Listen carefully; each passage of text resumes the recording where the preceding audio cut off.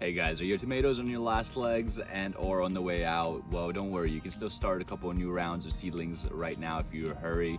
However, if you already have some seedlings ready to go, I'm going to show you exactly what you need to do to keep them healthy and thriving throughout the rest of the summer/fall season. And the first thing that you need to think about whenever you're planting your fall tomatoes is the variety. Here behind me is an indeterminate tomato, and it is not the right kind of tomato you want to be growing during the fall. What you want is a determinate tomato, something that's going to be more short, compact, and it's going to generate all of its tomatoes and ripen them all at once instead of just keeping growing and putting this energy into going with leaves. This is a vining style tomato, whereas we want a bushing style. So come over here and I'll show you exactly what I'm going to be doing with my seedling transplants to keep them. So here's a seedling of a determinate beefsteak tomato that is 53 days to maturity.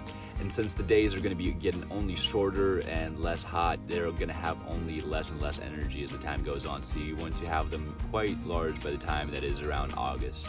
Here, we're blessed with having a very long growing season, so having them to this point and maybe even waiting 2 extra weeks wouldn't be too much of a detriment for this kind of tomato, because it will be just fine if I transplant it into the ground right now, since it's been acclimated to the sunlight and it won't just perish in the heat. However, if you want to wait a little while longer and you don't want to transplant everything out into the sun whenever it's at this size, you can still keep it in a pot and up-pot it from your tray and just let it mature to be about double in size, and you can do that as well. But with these, we're not going to be burying them quite as deep since it is already pretty warm. The soil temperatures have reached the right amounts, and the goal here is just to get it to grow and produce fruit instead of put on foliage. So we're not going to be worrying about planting this deeply like we would with an indeterminate tomato.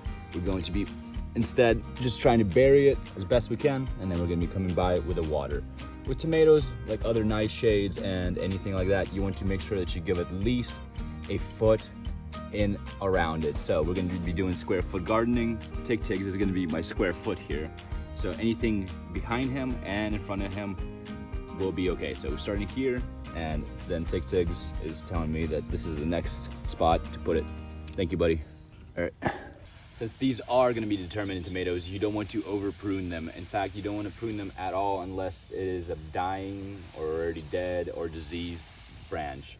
Another thing, whenever you're fertilizing, I know we all want to go and make sure our plants are growing as fast as possible. You want to make sure that you're avoiding nitrogen, because once again, it is something that makes the foliage grow instead of the tomatoes forming. You want to make sure that you have something that's more rich in phosphorus and potassium. The way that nutrient availability works, that nitrogen is still usually the thing that plants need the most of to grow. However, most gardening soils and amendments that you already put in have enough nitrogen for plants to keep going, so you don't necessarily need to over worry about those things. If you are, next thing you can do is a soil test, but for conventional gardening, just like we're doing, we're generally not lacking any nutrients. So a healthy dose of compost on top to make sure that all the nutrients are accounted for from different products, and as well as mulch on top to keep the sun from evaporating all the water, and your plants should be just fine. Making sure that you're watering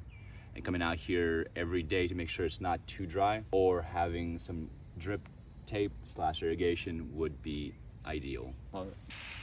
Here's an example of what not to do. You don't want to overhead water these plants because they will start to spread disease. You also want to make sure that you're planting it in an area that did not have previous solanaceous crops like eggplants, tomatoes, cucumbers, and tomatoes. I know cucumbers are not a part of solanaceous, but anything that is a summer crop, you want to make sure that you have a nice fresh bed, because that they may have had disease throughout the summer and you don't want it to spread to your nice and new seedlings. If you want to make sure that your seedlings survive the transplant, you also want to transplant in the mornings or in the evenings or on overcast days. So I hope you guys found this video helpful, and if you did, make sure you leave a like and a comment. See y'all in the next one.